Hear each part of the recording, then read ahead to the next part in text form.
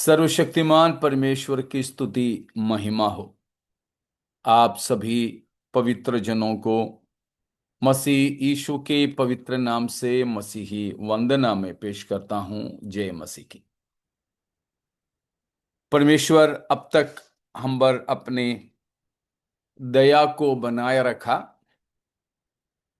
हमारे लिए परमेश्वर की दया अ, खत्म नहीं हुआ, समाप्त नहीं हुआ।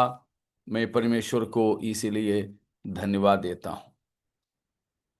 और हमारे लिए परमेश्वर की अनुग्रह व्यर्थ भी होने नहीं दे, ये भी बहुत ही जरूरी है। परमेश्वर ने अपनी तरफ से हमारे लिए अपनी कृपा को, अपने अनुग्रह को बनाए रखा जरूर। लेकिन हमें भी चाहिए कि परमेश्वर की अनुग्रह को व्यर्थ जाने नहीं दे, क्योंकि परमेश्वर हम पर जो अनुग्रह करता है वह इसीलिए है कि हम परमेश्वर की इच्छा के अनुरूप बदल जाए, अपने आप को बदल डालने के लिए, रूपांतरण के लिए, मन फिराव के लिए, मसीही सिद्धता के लिए परमेश्वर हमें अवसर देता है। उसके लिए प्रभु हम पर अपना अनुग्रह को बढ़ाता है। अगर वो उद्देश्य अपने जीवन में हम पूरा नहीं करें तो हम परमेश्वर की अनुग्रह को व्यर्थ जाने दे रहे होंगे। जैसे आज अपने बच्चों के लिए परीक्षा के लिए बोला था टीचर ने, लेकिन टीचर ने देखा कि बच्चे लोग अच्छे से पढ़ाई नहीं किया है। अभी अगर परीक्षा चलाएं तो फेल हो जाएंगे। इसलिए टीचर ने बोला ठीक है, अगले सोमवार होगा। अगला सोमवार के लिए परीक्षा को बदला तो लगभग एक हफ्ता उनको अनुग्रह मिला है। किस लिए? ताकि पढ़ाई करें। सोने के लिए नहीं दिया है ये एक हफ्ता, कहीं मेहमान जाने के लिए नहीं दिया है ये हफ्ता, कोई खेलकूद में शामिल होने के लिए नहीं दिया है, पढ़ाई करने के लिए दिया। अगला सोमवार भी आ जाए तब भी आज की जैसे ही तैयारी हो पाया है तो फिर वो अनुग्रह जो एक हफ्ता कम मिला था व्यर्थ हो गया। लेकिन जिन बच्चों ने ये एक हफ्ता के अंदर पूरा पढ़ाई कर लिया, पूरी तैयारी कर ली, उन बच्चों ने इस टीचर के द्वारा मिला अनुग्रह का सही इस्तेमाल की। उसी तरह हमारे जीवन में भी होना चाहिए। हम अभी तक होश में पाए जाते हैं, हम कोई भी कोमा में नहीं चले गए, हम कोई भी बेहोशी हालात में नहीं चले गए। और आज सुबह भी मैंने प्रार्थना करने के समय में प्रभु से बोला कि प्रभु धन्यवाद कि आपने हमें अपने पापों में मरने नहीं दिया। परमेश्वर, आपने हमें हमारे पापों में मरने नहीं दिया, इसीलिए आपका धन्यवाद। हाँ, यही परमेश्वर हमें अपने पापों में मरने ना देकर अवसर दिया है, मौके दिए हैं, इसीलिए कि हम इस मौके को सही रीति में इस्तेमाल करते हुए परमेश्वर जिस मकसद के लिए मौका बढ़ाकर दिया वो मकसद को पूरा कर सके। तो आइए हम शुरुआत में ही उसके लिए अपने जीवनों को समर्पित करते हुए आगे प्रभु की वचन को सीखें। आपको याद होंगे, हम प्रकाशित वाक्य 17वां अध्याय को सीखे हैं। लेकिन हम 18 में जाने से पहले कुछ और आम बातों को भी समझने की कोशिश कर रहे हैं। वो ये हैं, हमने देखा कि 17वां अध्याय में खास तौर पर एक धर्म व्यवस्था को देख सकते हैं। एक धर्म व्यवस्था, ए रिलीजियस सिस्टम, एक विश्व धर्म, एक भौगोलिक धर्म हम वहां पर देखते हैं। वो भौगोलिक धर्म की शुरुआत को हम देख रहे हैं। वो है अभी हम जो देखने या सीखने के लिए चाह रहे हैं। उसके लिए दूसरा एक नाम है बैबिलोनियन रिलीजियन, बाबुली धर्म। बाबुली धर्म। तो बाबुली धर्म का शुरुआत शिनार देश से होता है। शिनार देश, वो हम उत्पत्ति 10 और 11 अध्याय में देखते हैं।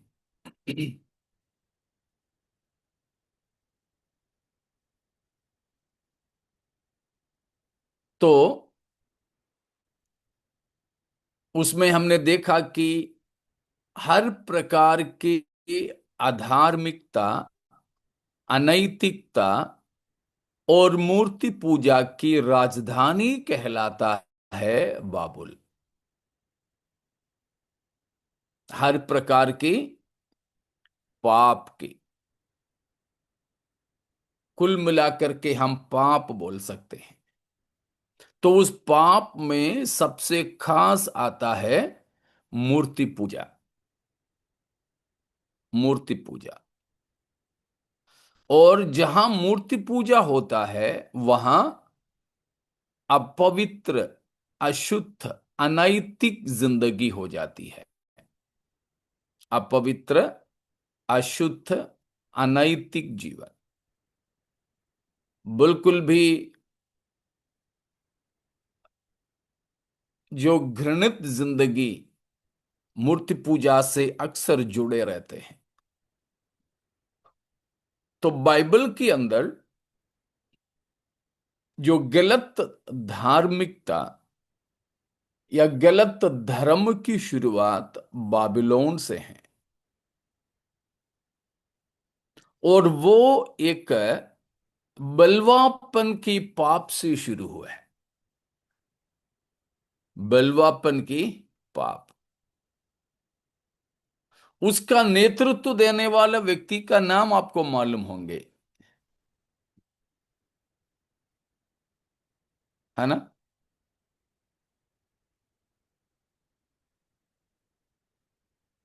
निमरूद। हाँ, बिल्कुल, निम्रोद है। तो निम्रोद नाम का व्यक्ति, तो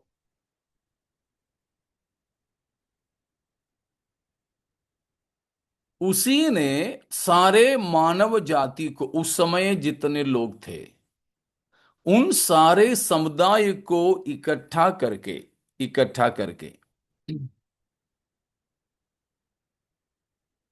परमेश्वर के विरोध में लड़ने के लिए या बलवा करने के लिए एकत्रित किया।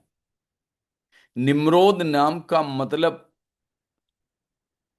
आजकल की भाषा के अनुसार निम्रोद माने मूर्ख है। मूर्ख।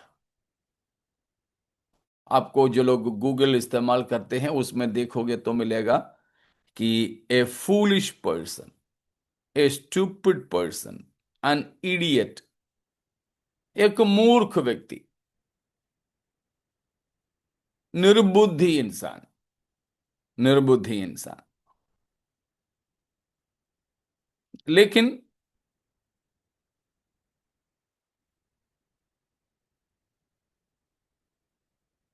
बाइबल के हिसाब से निम्रोद का वो जो मतलब है, एक ऐसा सशक्त व्यक्ति जो अपने ताकत के द्वारा परमेश्वर के इच्छा के विरुद्ध में मनुष्य समुदाय को इकट्ठा करने वाला,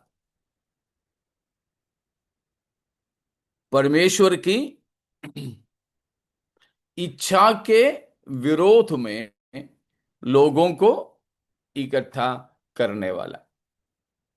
हमें मालूम है उत्पत्ति करीबन 9 अध्याय तक नूह की समय का जल प्रलय खत्म हो गया। जल प्रलय के बाद नूह और नूह के संतानों के द्वारा पृथ्वी पर आबादी बढ़ने लगा।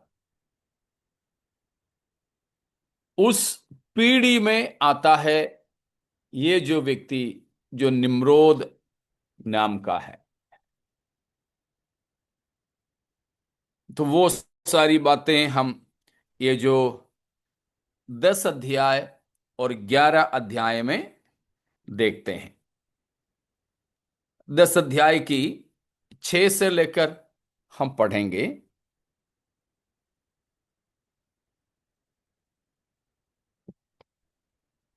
आम के पुत्र कूश, मिस्र, फूत और कनान हुए।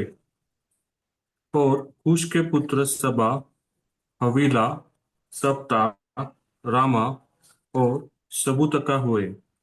और रामा के पुत्र शबा और ददान हुए। कूश के वंश में निम्रोद भी हुआ। पृथ्वी पर पहला वीर वही हुआ है। वह यहोवा की दृष्टि में पराक्रमी, शिकार खेलने वाला ठहरा। इससे यह कहावत चली है, निम्रोद के समान यहोवा की दृष्टि में पराक्रमी शिकारी खेलने वाला। उसके राज्य का आरंभ शिनार देश में बेबीलोन, एरेक, अक्कद और कलने से हुआ। उस देश से वह निकलकर बस अश्शूर को। बस ब्रदर ब्रदर, देखा, नूह के 3 बेटे थे, शेम, हाम, यापेत। उसमें 6वां पद में लिखा है हाम का पुत्र या परंपरा में ये निम्रोद पैदा हुआ है। हम जानते हैं हाम, है ना,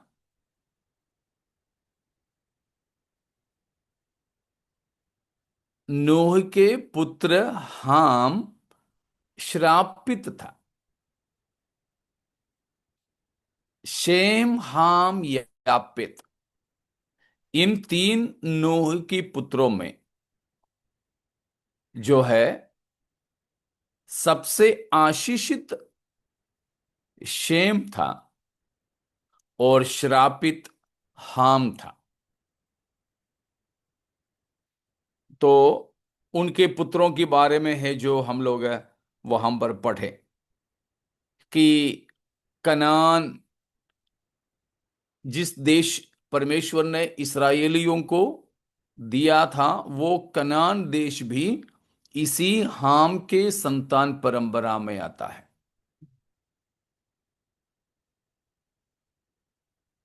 तो उसमें हमने देखा कि ये निम्रोद नाम का व्यक्ति पैदा हो गया।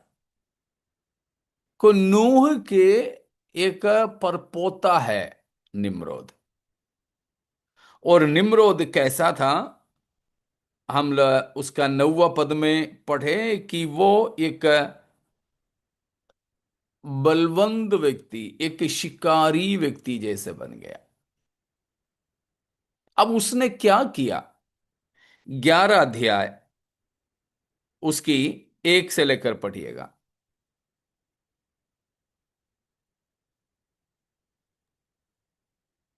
सारी पृथ्वी पर एक ही भाषा और एक ही बोली थी। उस समय लोग पूर्व की ओर चलते चलते शिनार देश में एक मैदान पाकर उसमें बस गए। तब वे आपस में कहने लगे, आओ हम ईंटें बना बना के भली भांति आग में पकाए, और उन्होंने पत्थर के स्थान पर ईंट से और चूने के स्थान पर मिट्टी के गारे से काम लिया। फिर उन्होंने कहा, आओ हम एक नगर और एक गुम्मट बना ले, जिसकी चोटी आकाश से बातें करे। इस प्रकार से हम अपना नाम करें, ऐसा ना हो कि हमको सारी पृथ्वी पर फैलना पड़े। जब लोग नगर और गुम्मट बनाने लगे, तब उन्हें देखने के लिए यहोवा उतर आया। और यहोवा ने कहा, मैं क्या देखता हूँ कि सब एक ही दल के हैं, और भाषा भी सबका एक ही है। और उन्होंने ऐसा ही काम आरंभ किया, और अब जो कुछ वे करने का यत्न करेंगे, उसमें से कुछ भी उनके लिए अनहोना न होगा। इसलिए आओ, हम उतरकर उनकी भाषा में गड़बड़ी डालें, कि वे एक दूसरे की बोली को न समझ सके। इस प्रकार यहोवा ने उनको यहाँ से सारी पृथ्वी के ऊपर फैला दिया, और उन्होंने उस नगर का बनाना छोड़ दिया। हाँ, देखिए, उसका एक में हमने देखा कि जल प्रलय के पश्चात लोग सब एक साथ में थे, और वे सब एक साथ रहते थे, सफर करते थे।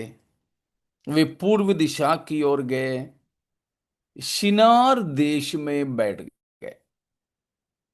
शिनार देश में, तो वो शिनार देश में पहुंच के वे लोगों ने बोला कि अब हम तितर बितर ना हो। परमेश्वर ने उनके लिए क्या कहा था, क्या चाहा था? वे, सारी पृथ्वी पर फैले। हाँ, सारे पृथ्वी पर फैल जाए। लेकिन उसके विरोध में ये लोग एक साथ में रहना चाह रहे हैं, अलग अलग होना नहीं चाह रहे हैं। और उन्होंने अपने लिए एक नाम कमाना चाहा, अपने लिए एक नगर बसाना चाहा। ठीक है ना? अपने लिए नाम और नगर। और कहा कि आगे अगर इस तरह की कोई जल प्रलय भी हो, तो भी हमको नाश होना नहीं पड़े। इसीलिए हम ऐसा एक गुम्मट को बना लें जो आकाश तक या स्वर्ग तक पहुंचे। ऐसे करके वे लोग वहां पर गुम्मट बनाना शुरू कर दी। तो उन्होंने कहा कि एक साथ रहना है, नाम और नगर अपने लिए बनाना है, और हम तितर बितर नहीं हो, और हम ऐसा नगर और मीनार बनाएं, और वो इतनी ऊंची हो कि वो आकाश तक पहुंच सके। हम प्रसिद्ध हो जाएं, हम प्रसिद्ध हो जाएं, और एक साथ में हम रहें। देखा, यहां स्वार्थ पर बनी हुई ख्याति पाने के लिए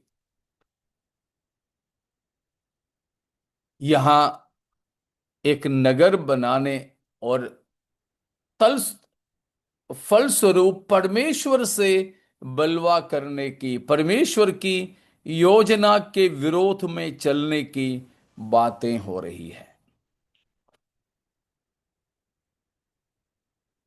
इसके लिए नेतृत्व देने वाला व्यक्ति है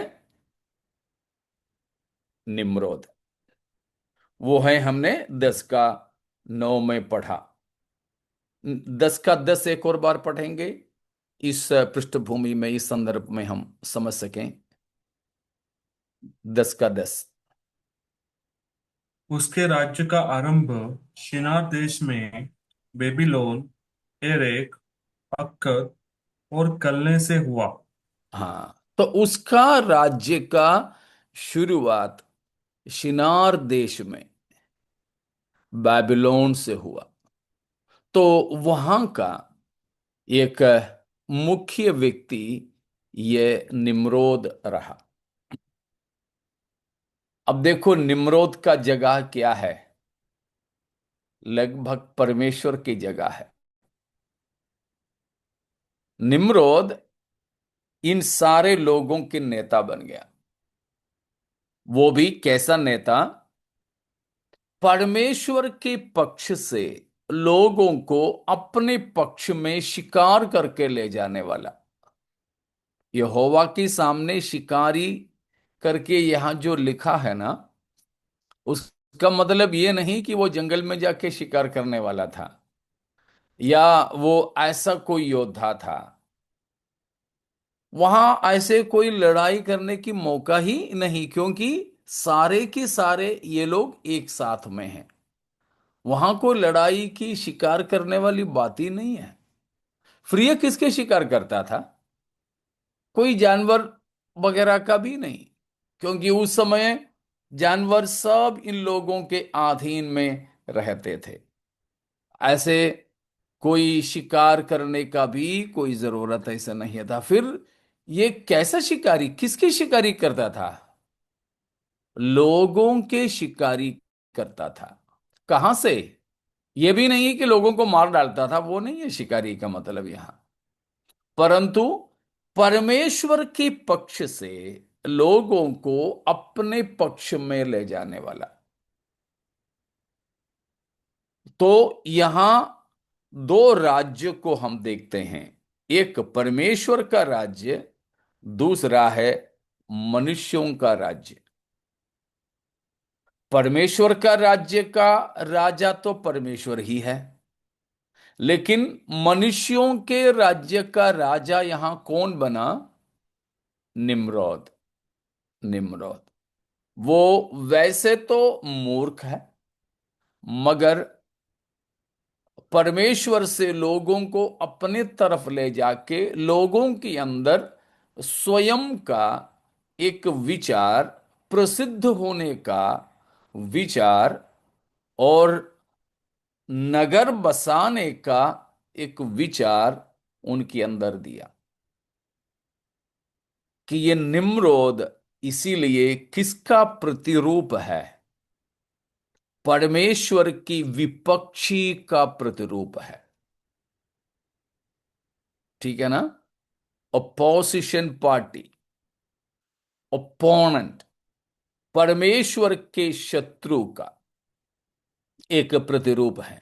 हमको 10 का 9 10 पढ़ते समय ऐसे लगेगा कि वो परमेश्वर के सामने बड़ा योद्धा था। नहीं, वो सकारात्मक नाम नहीं है वहां पर, वहां नेगेटिव, नकारात्मक तौर पर बताया है कि वो परमेश्वर से बलवा करके परमेश्वर के पास से लोगों को अपने तरफ खींच ले जाने वाला, और लोगों को यही यही पृथ्वी पर धन संपत्ति, नगर मकान बंधवा करके रोकने वाला। ऐसा एक अवस्था है ये निम्रोद का। निम्रोद का तो इस निम्रोद इस प्रकार लोगों के एक आराध्य बन गया। लोग उसी को अपना राजा और अपना सब कुछ मानने लगा। अपना सब कुछ लोग इस निम्रोद ही को मानने लगे। और इस बीच में निम्रोद का शादी तो हुआ। उस समय तो शादी होना कोई बड़ी बात नहीं था। निम्रोद की शादी हुआ और उसकी पारिवारिक जीवन उस प्रकार बिताने लगा। और वे परिवार समेत एक ईश्वरीय, मतलब मनुष्यों के सामने, सही रीति से नहीं है, कि लोगों के सामने या मनुष्यों के सामने एक आराध्य की रूप ले लिए थे, एक आराध्य की रूप ले लिया था। तो वो है इस 17वें अध्याय की इतिहास या उसकी पृष्ठभूमि, उसकी पृष्ठभूमि। यहां पर एक बात हमें सीखने के लिए होता है। ये 17वां अध्याय से हमने देखा था 17 का 5, प्रकाशित वाक्य 17 का 5 को एक और बार पढ़िएगा।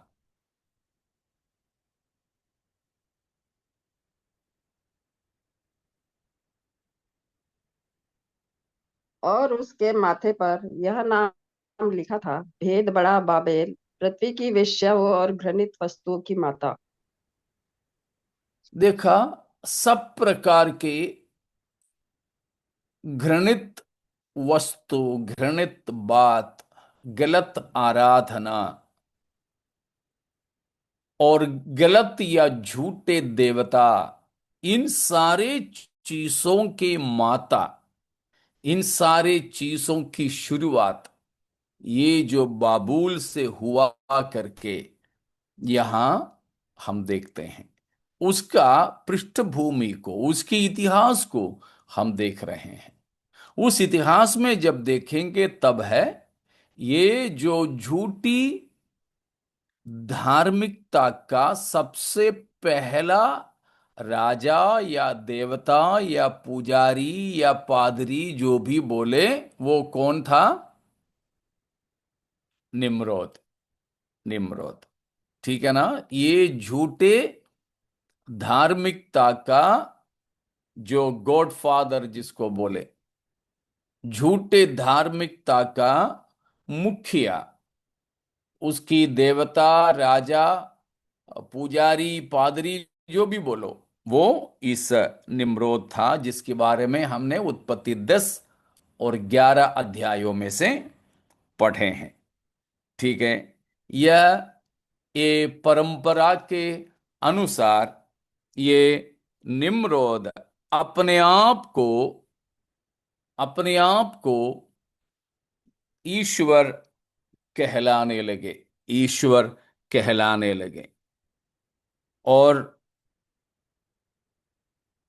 उत्पत्ति 3 का 15 में हम देखते हैं, हमारे, आपको मालूम होंगे, उत्पत्ति 3 का 15 का एक नाम है, याद है किसी को?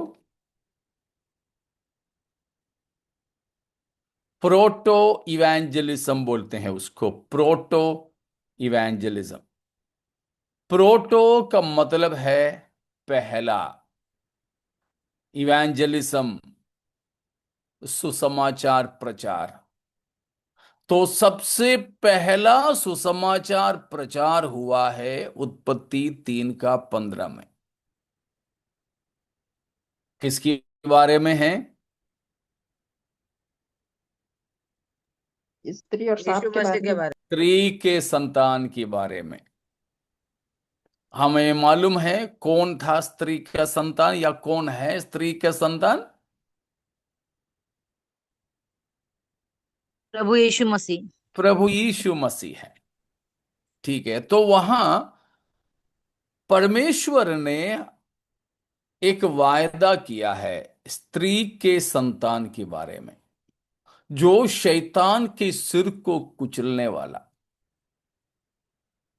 तो वो परमेश्वर ने बोला है, सबसे पहला वायदा है, बाइबल का सबसे पहला वायदा है 3 का 15 उत्पत्ति, स्त्री के संतान के वायदा, promise of the seed of a woman, स्त्री से पैदा हुआ संतान, पहला वायदा। और बाइबल के प्रथम और सबसे मुख्य वायदा है ये, उसको हम बोलते हैं मेसियानिक प्रॉमिस, मसीह की वायदा, मसीह की वायदा, सबसे पहला और सबसे बड़ा। इससे बढ़कर के और कोई वायदा बाइबल में नहीं है। सबसे पहला और सबसे बड़ा प्रतिज्ञा या वायदा, first and foremost promise in the Bible is the promise of the Messiah या मेसियानिक प्रॉमिस। मसीही या मसीह की बारे में जो वायदा है वो है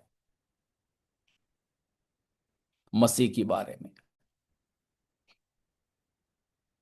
तो ये निम्रोद ने क्या किया कि ये जो निम्रोद अपने आप को प्रस्तुत करने लगा है कि परमेश्वर ने जिसके बारे में वायदा किया है वो मैं हूं, ठीक है ना, मैं मैं हूं वो। उसके लिए उसकी पत्नी सबसे बड़ी एक दुष्ट स्त्री निकली, एक दुष्ट स्त्री निकली। उस स्त्री का नाम थी सेमीरामिस, सेमीरामिस, ठीक है, सेमीरामस या सेमीरामीस करके है उसका नाम। निम्रोद की पत्नी का नाम है। वो इतनी दुष्ट स्त्री थी कि उसने निम्रोद को भी अपने मुट्ठी में रखा था, अपने मुट्ठी में रखा था। उसी ने उत्पत्ति 3 का 15 को पहचान कर, उस समय उत्पत्ति का पुस्तक जैसे नहीं था, लेकिन उनको उस समय यही मालूम था कि परमेश्वर ने ऐसे वायदा किया है। वैसे उत्पत्ति 15 करके आज हम पढ़ रहे हैं, वैसा बाइबल उस समय नहीं था, लेकिन परमेश्वर की वायदा के बारे में पीढ़ी से पीढ़ी को बताते हुए वे जानते थे।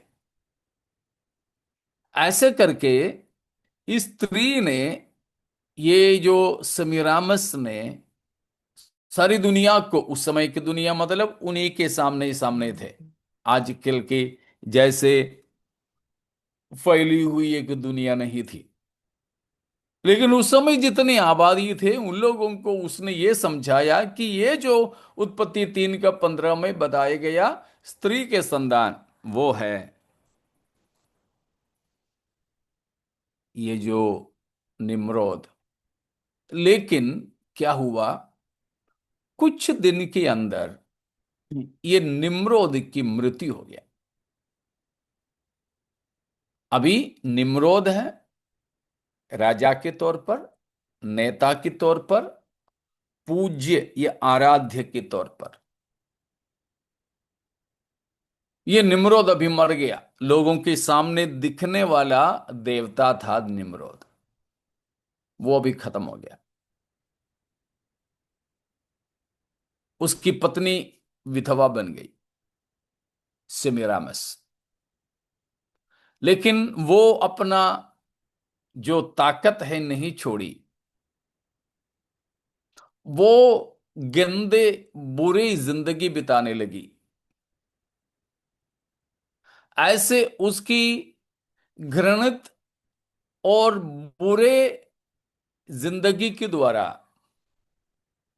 बिना पति के है, विधवा है, लेकिन वो गर्भवती हुई। तब तक तो वो पूज्य बन करके रहती थी,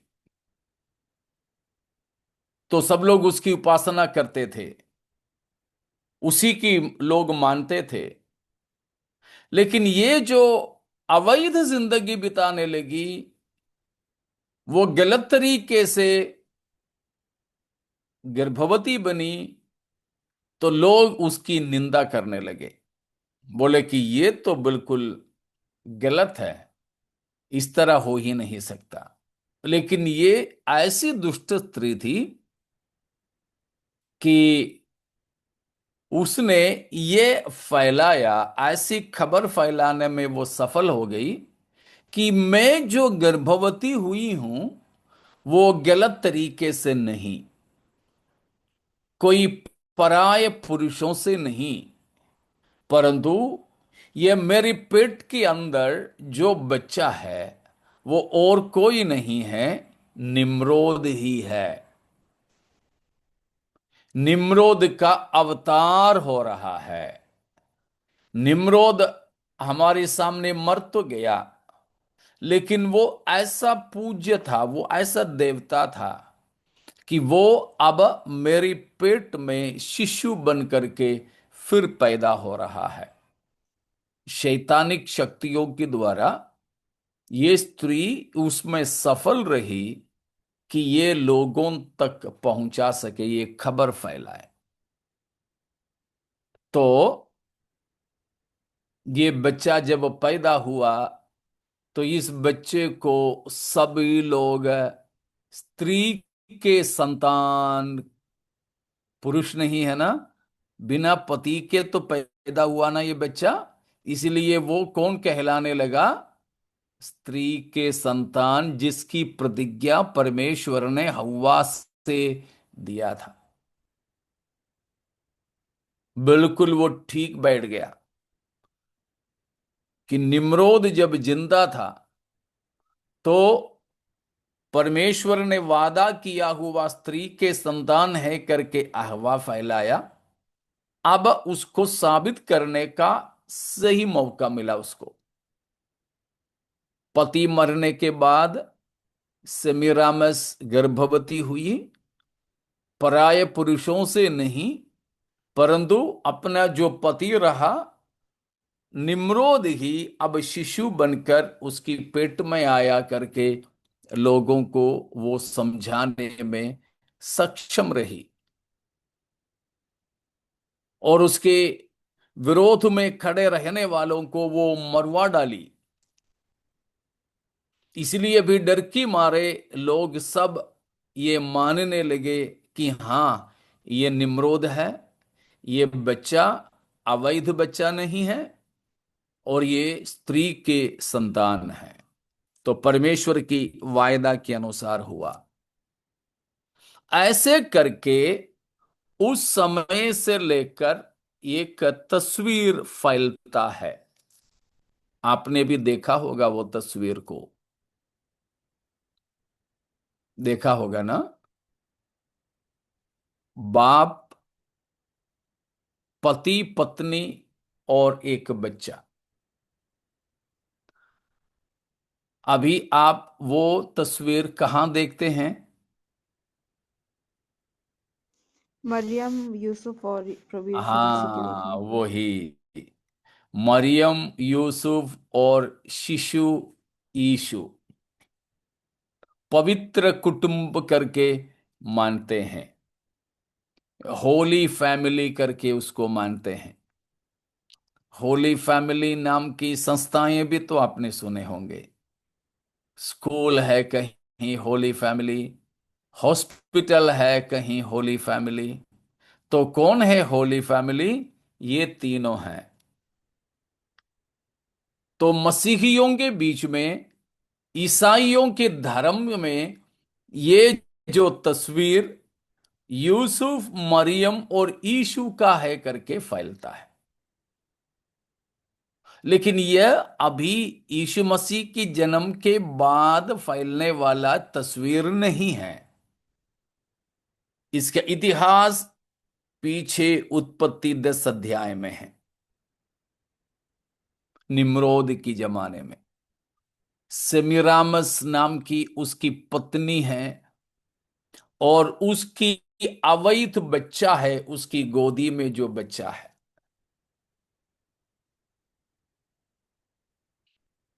समझ में आ रहा है ना?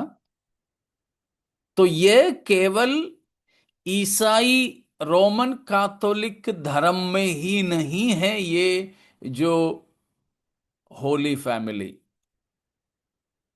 ये जो तीनों का तस्वीर। और कहीं कहीं आप बिना यूसुफ का भी माँ बेटे को अकेले भी देख सकते हैं। तो इससे क्या है, सेमिरामिस, सेमिरामिस एक बहुत बड़ी पवित्र देवता का रूप और ले लिया, और ये बच्चा सच में परमेश्वर की वायदा का बेटा कहलाने लगा। ऐसे करके उस जमाने से लेकर ये जो परिवार है, निम्रोद, सेमरामीज और उनकी बेटा, बेटा का नाम मालूम है क्या है?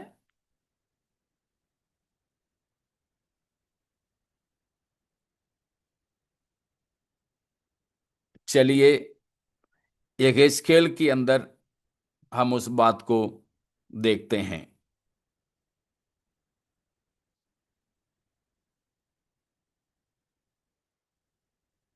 यिर्मयाह ने भी, यहेजकेल ने भी इन बातों को लेकर, जो यहूदी लोगों ने भी इस धर्म को अपना लिए थे,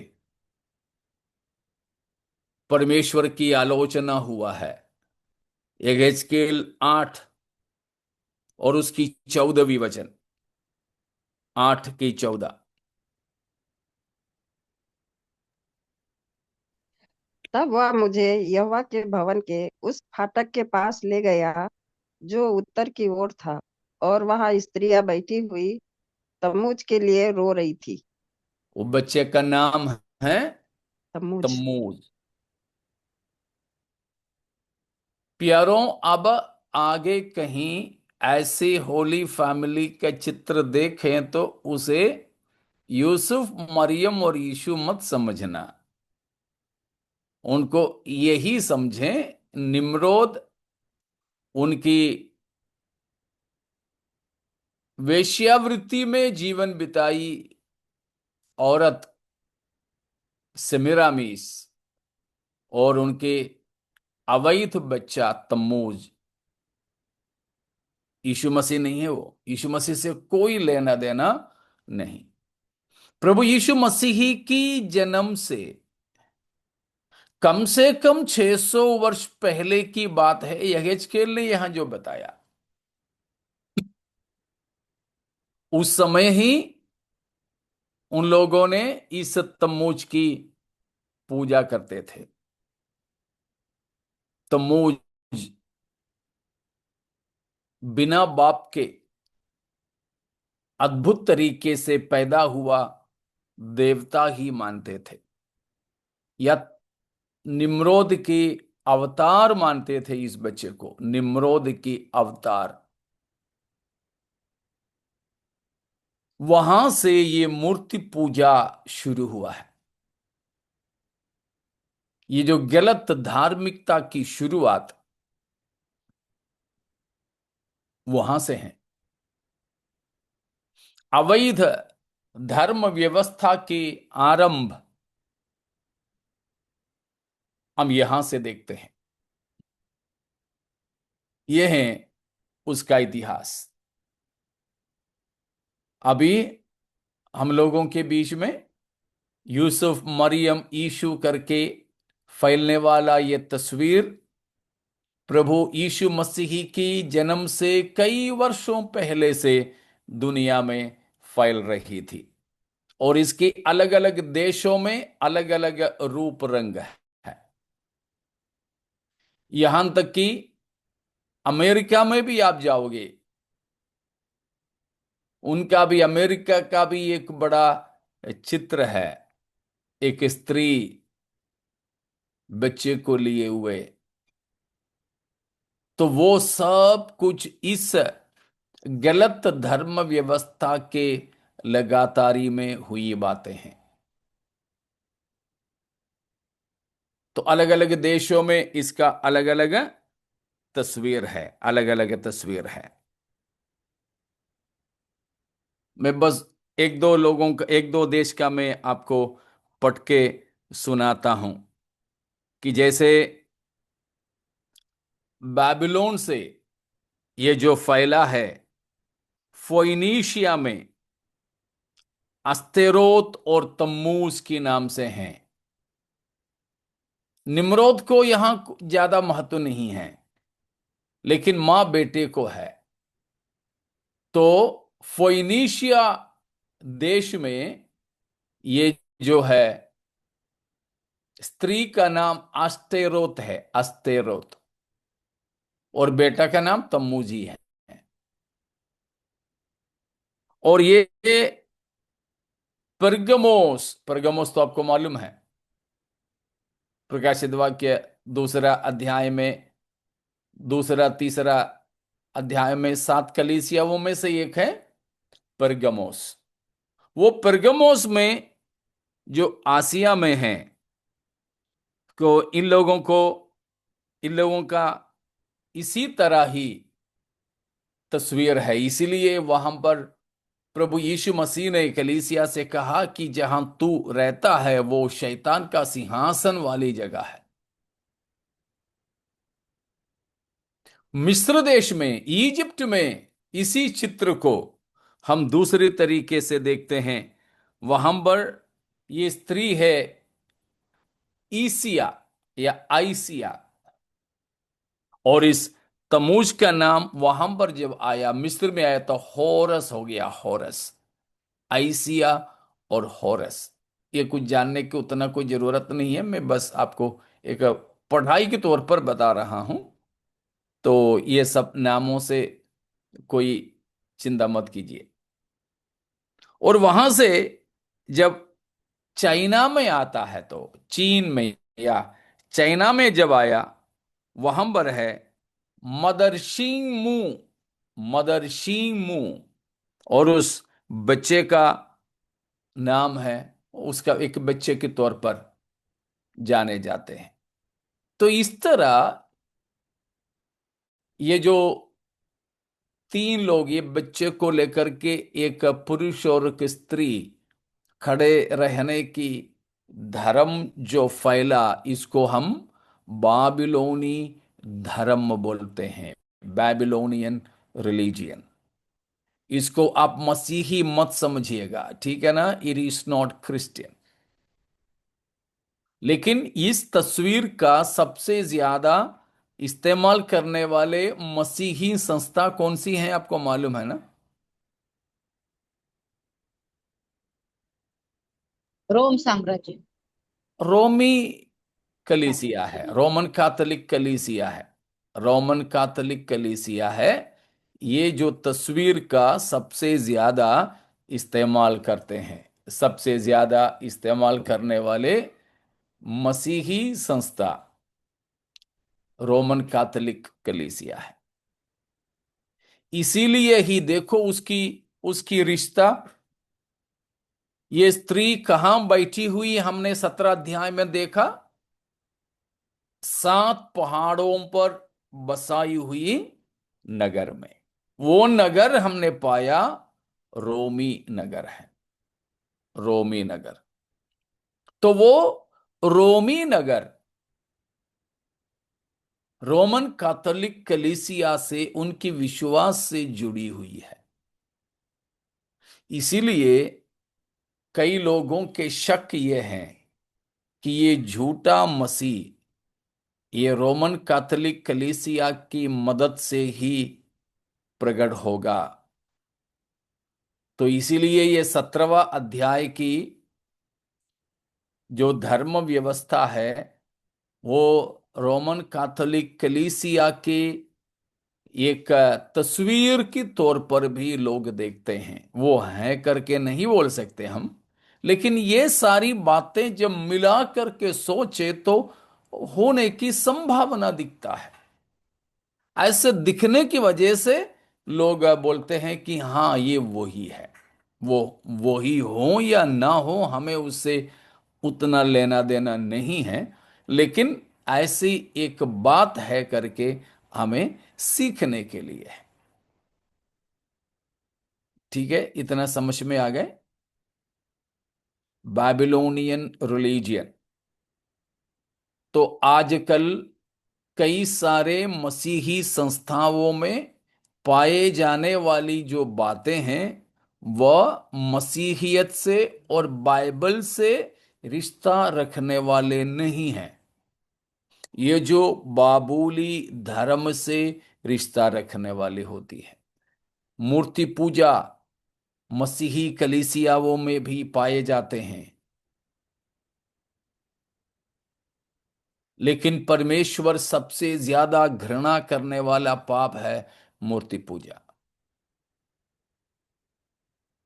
शायद ईसाई और किसी की देवता का नहीं पूछते होंगे, लेकिन यीशु मसीह के बारे में तस्वीर बना के रखते हैं, क्रूस का तस्वीर बनाते हैं।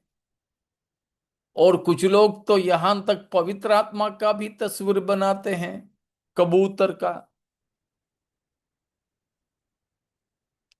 एक बार छत्तीसगढ़ में एक कन्वेंशन था,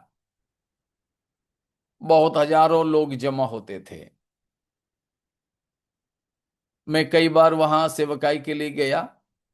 एक बार मैं वहां सेवकाई के बाद वापस आ रहा था। उसी रात को मेरी गाड़ी थी, कन्वेंशन के प्रचार होने के बाद में उसी रात को मैं बैठा। आते समय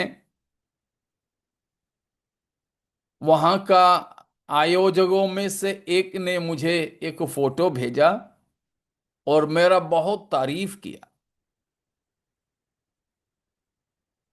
तो फोटो खोल करके देखा तो उसमें यह है, उन्होंने ये बोला था कि देखो पादरी साहब, आपके सेवकाई के समय में परमेश्वर की आत्मा कबूतर की नाई उतराया, हमारा जो फोटोग्राफर ने उसको फोटो ले लिया।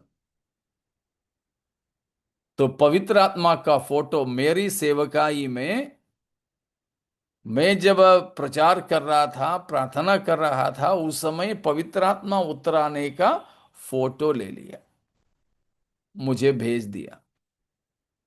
आपको क्या लगता है, हो सकता है कि नहीं? नहीं, नहीं हो सकता। पवित्र आत्मा हमारे किसी की कैमरा में आने वाला नहीं है। वो कोई कबूतर भी नहीं था। बस रात की समय था, बहुत भीड़ थी, इसलिए बहुत बड़े बड़े हैलोजन बल्ब जल रहे थे। तो कैमरा वाला किसी एक कोने में से लिया, तो वो जो लाइट था ना, उसको लाइट का एक छोटा सा हिस्सा उसकी कैमरा में आया। एकदम से देखने से कबूतर जैसा लगता था, या कोई पक्षी, कबूतर नहीं, किसी पक्षी जैसा लगता था। वो लाइट है, पवित्र आत्मा नहीं है। तो कुछ लोग हैं, आप YouTube वगैरह में भी देखोगे तो मिलेगा, इसी तरह की पवित्र आत्मा की फोटो मिला है करके, उसको लेकर फ्रेम करके अपनी दीवार पे टांगना और उसकी हर सुबह गुड मॉर्निंग होली स्पिरिट बोलना, ये सब भी हम लोगों के बीच में होता है। मगर ये सब पाप है, मूर्ति पूजा है। परमेश्वर सबसे ज्यादा घृणा करने वाला पाप है मूर्ति पूजा। क्योंकि परमेश्वर कैसा परमेश्वर है? कहाँ गया रोहन, सामुएल? परमेश्वर कैसा परमेश्वर है?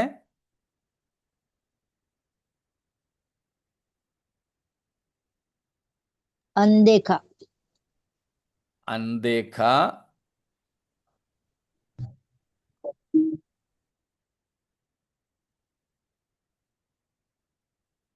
देखिए रोमियो की पत्री पहला अध्याय, रोमियो पहला अध्याय,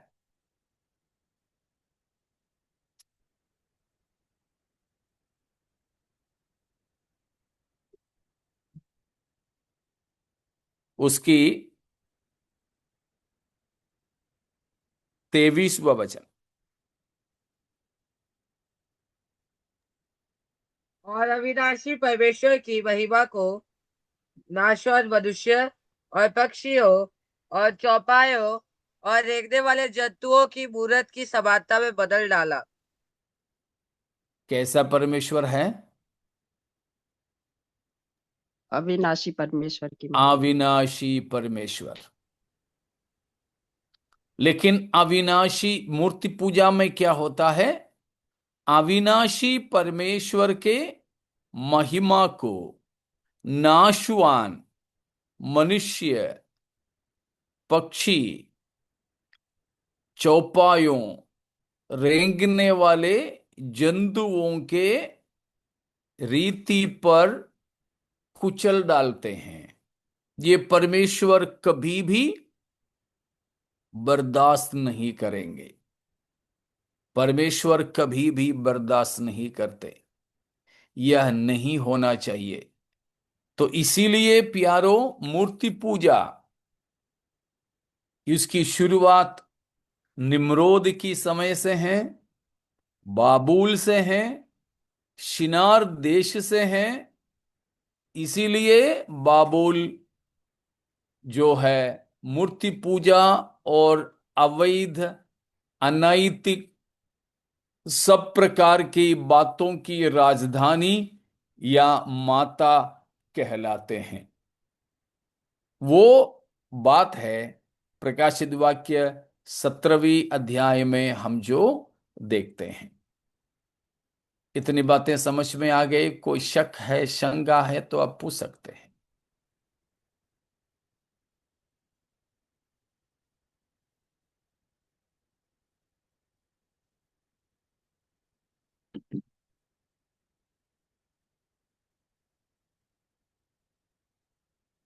समझ में आ गया आप लोगों को? बाबिलोनी धर्म।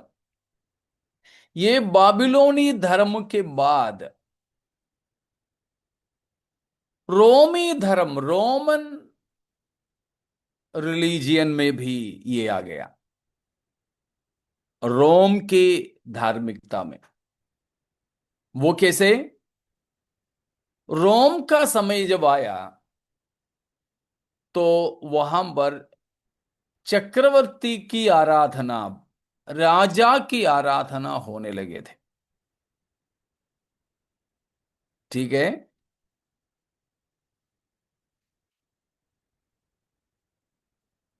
बाबिलोनी आराधना में खास तौर पर मूर्ति पूजा, ये जो सेमीरामिस और तामूज की आराधना, ये होता था। वो चलते चलते चलते रोमियों की जमाने में जब आया तो रोम की धार्मिकता में भी ये बात आने लगी। रोम के उसमें जब आया तो एक कदम और बढ़ करके हुआ कि बादशाहों की या राजाओं की आराधना होने लगे। उस समय कई रोमी शासकों ने ऐसी आदेश दिया कि उनकी देश के नागरिक यह कहते हुए दंडवत करना कि कैसर ही प्रभु है। कैसर कौन है? रोमियों के शासकों का नाम था। जैसे मिस्र के शासकों का नाम फिरौन होता था, वैसे रोमियों के शासकों के नाम कैसर होता था। कैसर, सबका सरनेम कैसर था। रोमी शासकों का सरनेम कैसर था। तो कई रोमी शासकों ने ऐसा आदेश निकलवाया कि साल में कम से कम एक दिन राजा की आराधना के लिए अलग करना है। जैसे त्योहार होते हैं वैसा एक दिन राजा की उपासना के लिए। इसलिए राजा का नाम कैसर था। उस वजह से उनको ये कहना था कि कैसर ही मेरा प्रभु है। सीसर इज लॉर्ड।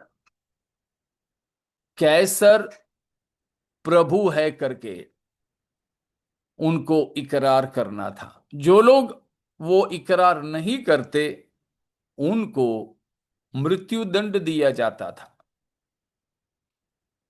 तब है हमारे प्रेरित लोग, प्रभु के प्रेरित लोग क्या कहते थे? पहली सदी की मसीही लोग क्या कहते थे?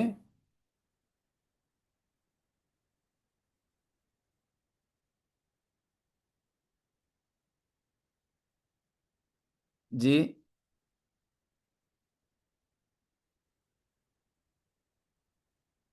मसीह के प्रेम से हमें कौन अलग करे। हाँ वो था, लेकिन वो इकरार क्या करते थे, इकरार, वे लोग कन्फस क्या करते थे?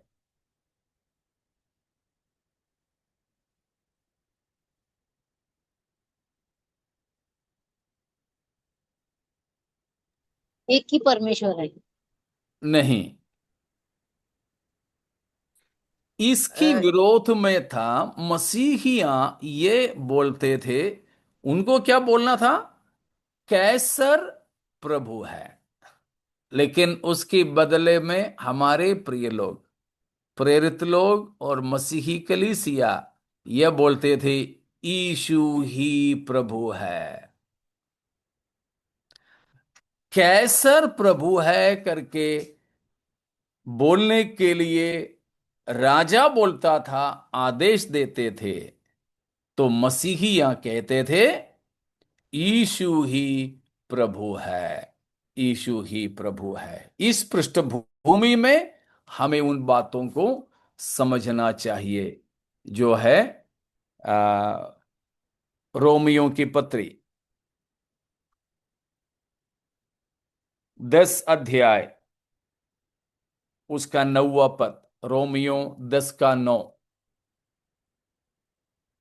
कि यदि तू अपने मुंह से यीशु को प्रभु जानकर अंगीकार करे और अपने मन से विश्वास करे कि परमेश्वर ने उसे मरे हुओं में से जिलाया, तो तू निश्चय उद्धार पाए। तो क्या है? तू यदि अपने मुंह से अंगीकार करें कि यीशु ही प्रभु है, तो यीशु को प्रभु जानकर अंगीकार करना। 14 का 11, रोमियो 14:11। क्योंकि लिखा है, प्रभु कहता है, मेरे जीवन की सौगंध, कि हर एक घुटना मेरे सामने टिकेगा और हर एक जीभ परमेश्वर को अंगीकार करेगी। हर एक जीभ परमेश्वर को अंगीकार करेंगे। हर घुटना प्रभु के सामने झुकेगा। फिलिपियों 2 अध्याय, उसका 9 और 10 को पढ़ेंगे।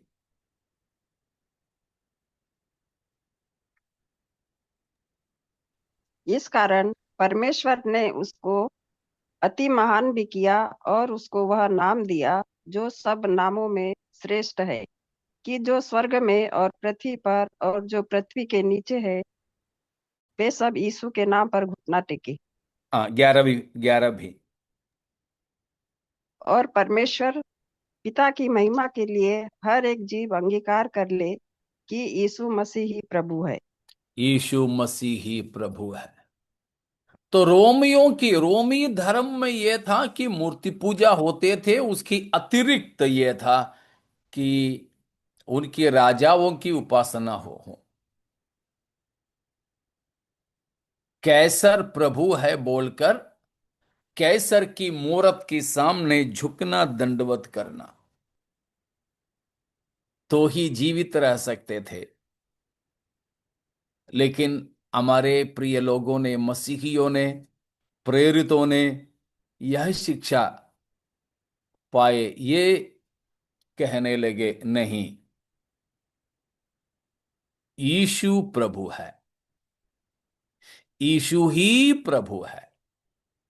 उसी के सामने घुटना टेके, और किसी के भी सामने नहीं। इसीलिए प्यारों,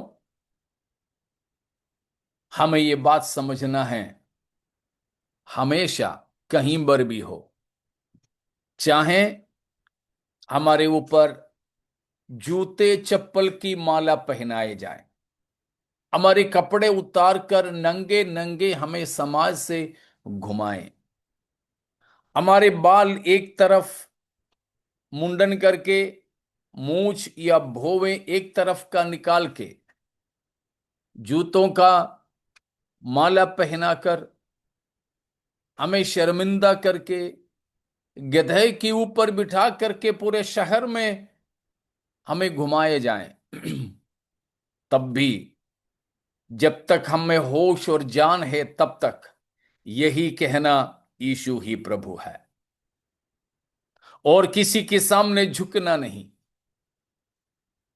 चाहे हमारी गला काट करके फेंक दे, मगर ये झुकना है तो केवल यीशु की क्रूस के सामने।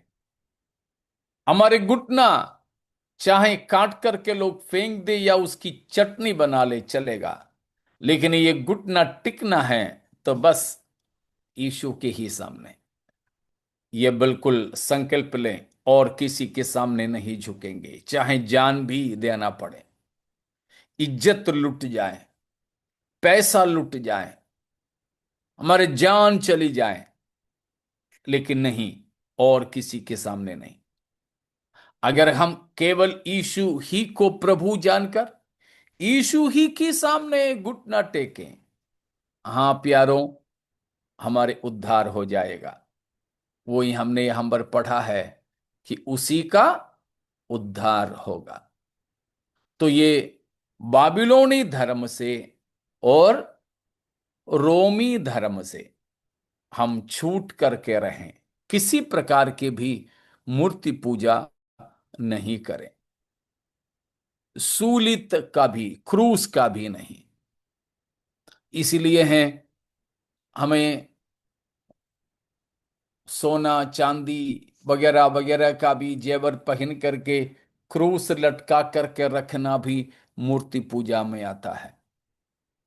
इसलिए हम ऐसा कोई भी अ, गहने पहनना, क्रूस भी पहनना, उसके लिए मना करते हैं। सोना चांदी नहीं तो भी कुछ लोग हैं बड़ा धागे में लटका के रखते हैं, तो भी वह एक मूर्ति पूजा के बराबर है। वो नहीं हो। ऐसा नहीं कि हमारे पास में पैसा नहीं हो, एक छोटा सा क्रूस लटका के रखें या उसको पकड़ के रखें, एक अंगूठी बनवाएं और उस पे क्रूस, है पैसा, कर सकते हैं।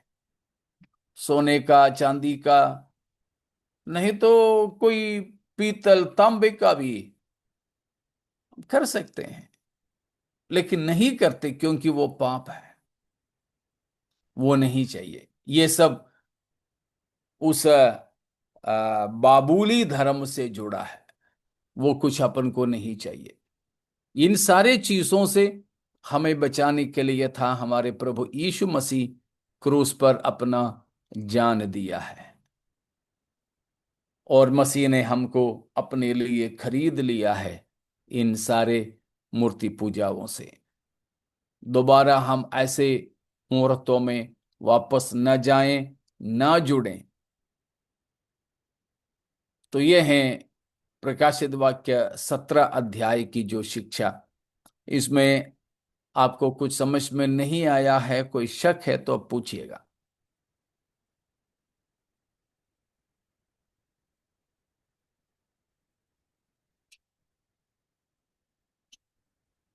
अगर कुछ नहीं है तो हम 18 अध्याय में चलेंगे वो, लेकिन अभी शुरू करने से कहीं पहुंच नहीं पाएंगे, इसलिए 18 अध्याय में हम लोग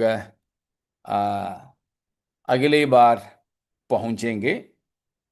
अगले हफ्ता, अगले हफ्ता मैं आपको बताता हूं कैसे होगा, क्योंकि 3, 4, 5 में हमारे संस्था की पास्टर लोगों की मीटिंग है, तो मैं आपको सूचित करूंगा कैसे हो सकता है। तो अगर नहीं हो पाया तो उसके अगली बार हो सकें तो अगले हफ्ता हम 18 अध्याय में पहुंचेंगे। तो अभी तक हमने जो सीखा है उस वचन के अनुसार, ये बोलकर मैं समाप्त करूं कि स्वर्ग से मानव जाति के उद्धार के लिए आया केवल एक ही है, वो है हमारे प्रभु यीशु। यीशु मसीह था जिसकी वायदा परमेश्वर ने किया था उत्पत्ति 3:15 में, जो स्त्री से जन्मा होकर के आएगा। गलातियों 4:4 में हम यीशु मसीह के बारे में पढ़ते हैं कि परमेश्वर पिता ने प्रभु यीशु मसीह को स्त्री से जन्मा हुआ होकर के भेजा। वो यीशु मसीह है। मसीह आया और हमारे लिए अपना जीवन दिया, और मुर्दों में से प्रभु यीशु मसीह जी उठा। अभी भी वो जीवित है, वही सबका प्रभु है। उसी के सामने हमें घुटना टेकना है, उसी को, यीशु ही को प्रभु जानकर अंगीकार करना है। तो आइए प्यारो, अगर हमें सुनने वालों में से कोई भी ऐसा है जिन्होंने अभी तक यीशु को प्रभु जान के अंगीकार नहीं किया, मुर्दों में से जी उठने वाला यीशु को ही प्रभु जाने, उसी के सामने झुके, ताकि हम अनंत जीवन प्राप्त करें और अनंत विनाश से बचाए जाएं। परमेश्वर इन वचनों के द्वारा हम सबों को आशीष देवे।